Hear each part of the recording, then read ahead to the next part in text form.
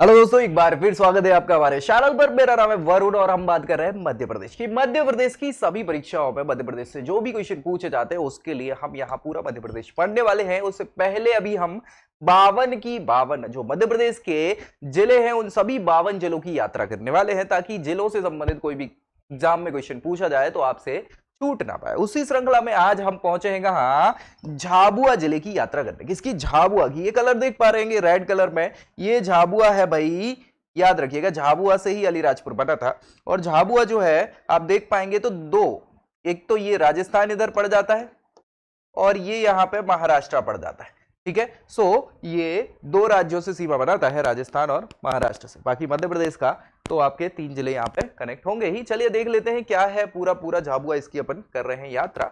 जिले का नाम है भाई झाबुआ। क्या नाम है? झाबुआ जिले का नाम है। 14 मई 2008। क्या भी? 14 मई 2008 भाई इसका गठन होता है। इसके अलावा इसकी तहसीलों की बात करें तो झाबुआ, राणापुर, मेघनगर, पेटलावद, सांदला, रामा, ये सब क्या है? तहसीलों के नाम है झाबुआ जिले की।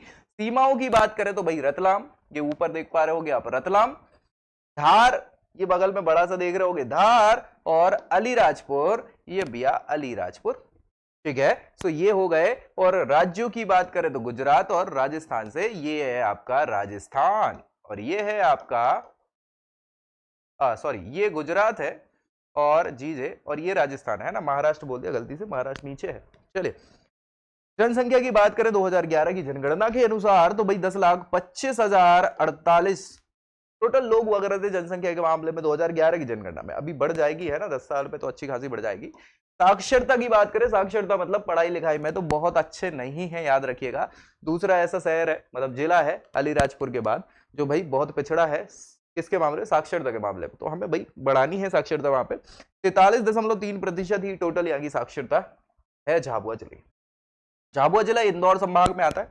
इंदौर संभाग दूसरा सबसे बड़ा संभाग है, जबलपुर सबसे पहला है। इंदौर जिले में 8 जिले आते हैं और उन 8 जिलों में बात करें तो हेडक्वार्टर इंदौर संभाग का इंदौर ही होगा। और उसके अलावा जो 8 जिले हैं, 7 और जिले हैं, तो उसमें धार हो जाएगा, झाबुआ हो जाएगा, अलीराजपुर, खंडवा, खरगोन, बुरहानपुर और बड़वानी। ठीक है भाई, तो ये पूरा का पूरा जो क्षेत्र है ये क्या है? ये मान लो कि आपका इंदौर के अंतर्गत, इंदौर संभाग के अंतर्गत आता है। चलिए झाबुआ जिले के इतिहास की बात करें, बहुत बढ़िया। झाबुआ जिले से 17 मई 2008 को क्या किया गया था? अलीराजपुर बना दिया गया था 2008 में, है ना। बहुत बढ़िया। झाबुआ डिस्ट्रिक्ट मध्य प्रदेश का एकमात्र जिला है जो राजस्थान और गुजरात दोनों राज्यों से सीमा बनाता है। ठीक है, ये क्वेश्चन पूछ लिया जाता है। झाबुआ जिले को भील और भिलाला, भील जनजाति है मेन, उसकी उपजाति है भिलाला, इन जनजातियों का घर कहा जाता है, भील और भिलाला का घर कहा जाता है। ये क्वेश्चन पूछ लिया जाता है, याद रखिएगा। चलिए आगे बढ़े। तहसीलों की बात करें तो 6 तहसीलें हैं, झाबुआ, राणापुर, मेघनगर, पटेलाबाद, पेटलाबाद है ना, पटेलाबाद, सांदला और रामा। तो ये 6 तहसीलें जो हैं कहाँ हैं? झाबुआ जिले में है। आगे बात करें तो इसका क्षेत्रफल 3600 वर्ग किलोमीटर का है। क्या? 3600 वर्ग किलोमीटर का है और 45वें नंबर का क्षेत्रफल के, अगर हम क्षेत्रफल की दृष्टि से देखें तो मध्य प्रदेश का 45वें नंबर का जिला हो जाता है। झाबुआ जिले की सीमा रतलाम से लगती है, धार से लगती है, अलीराजपुर, ये मध्य प्रदेश में ही जिले हैं। इसके अलावा राजस्थान और, अरे कुछ भी लिख देते हैं, राजस्थान और गुजरात लिखना है ना, गुजरात, गुजरात राज्य से सीमा लगती है। छत्तीसगढ़ से नहीं लगती, छत्तीसगढ़ तो इधर है। चलिए मिट्टी और कृषि की बात करें तो मिट्टी झाबुआ जिले में, क्योंकि ये जो क्षेत्र है यार, आप देख पा रहे हो कि गुजरात और राजस्थान से जुड़ा हुआ है, मालवा वाला क्षेत्र है, तो बहुत बढ़िया। काली या उथली काली मिट्टी यहाँ पे पाई जाती है, मालवाई क्षेत्र है, काली मिट्टी वाला है ना। चलिए कृषि की बात करें तो भाई अब काली मिट्टी है तो उथली काली मिट्टी, मध्यम काली मिट्टी है। सबसे मुख्य फसल है मक्का, क्यों? राजस्थान से जुड़ा हुआ क्षेत्र है और भाई मक्का हो गया, आपका बाजरा हो गया, ये जो है ये मोटे अनाज यहाँ पे ज्यादा उगाए जाते हैं, लेकिन प्रमुख रूप से यहाँ पे मक्का उगाया जाता है। और नदियों की बात करें तो एक तो अनास नदी है और माही नदी है। ये इंपॉर्टेंट है माही नदी, क्योंकि ये कर्क रेखा को 2 बार काटती है, तो बहुत इंपॉर्टेंट हो जाती है।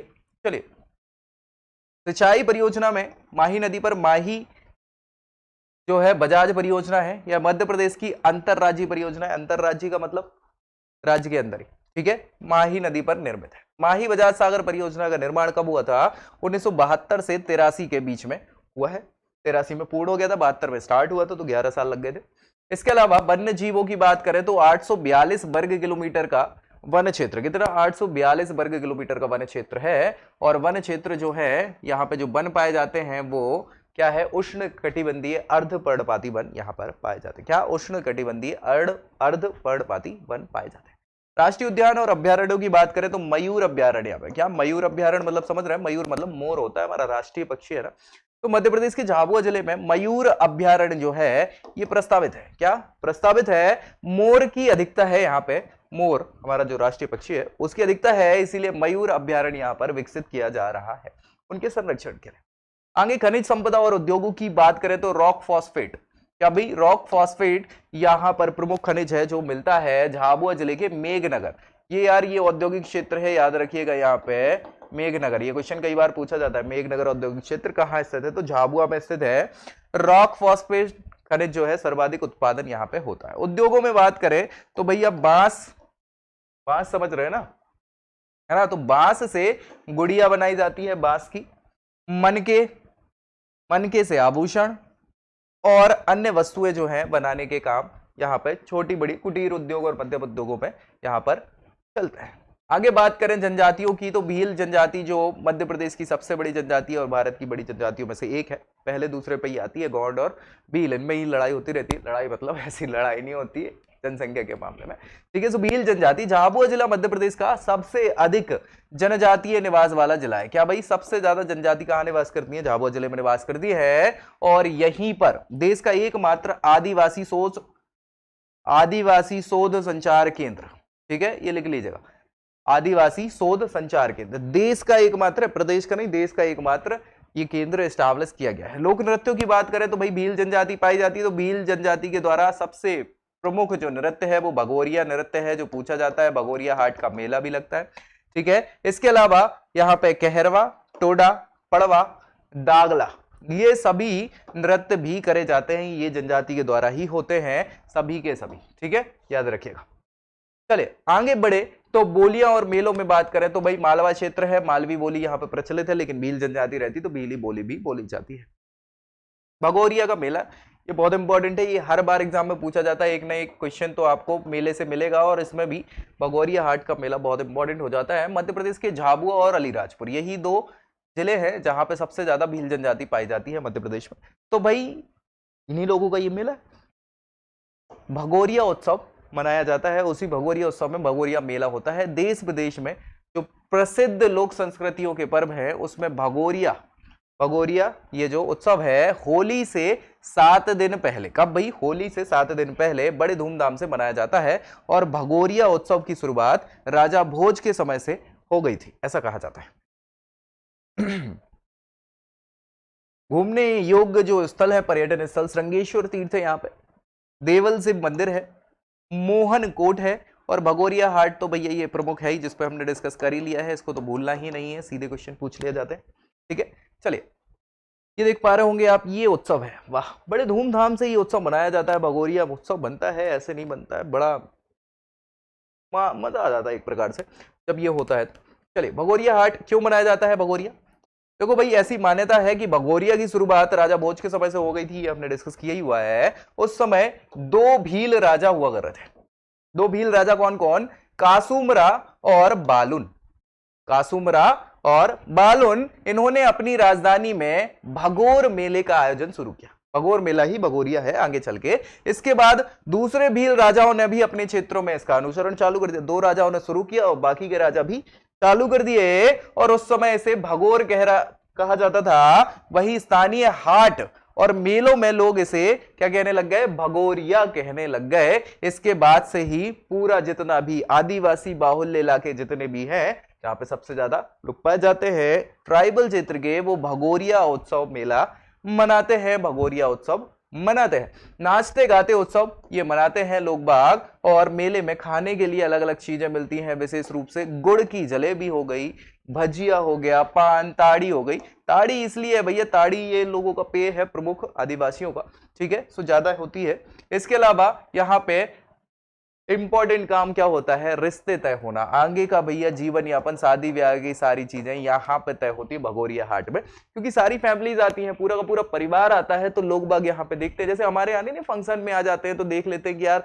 हाँ ये वो लड़का ठीक लग रहा है तो इनके परिवार से बात कर लेंगे, वो कन्या अच्छी लग रही है उनके परिवार से बात कर लेंगे आगे की भविष्य की। तो यहाँ पे क्या होता है, आदिवासियों में भगोरिया हाट का उत्सव जो है खुशी का त्योहार है, और उसी समय क्या है, रिश्ते भी बनते हैं।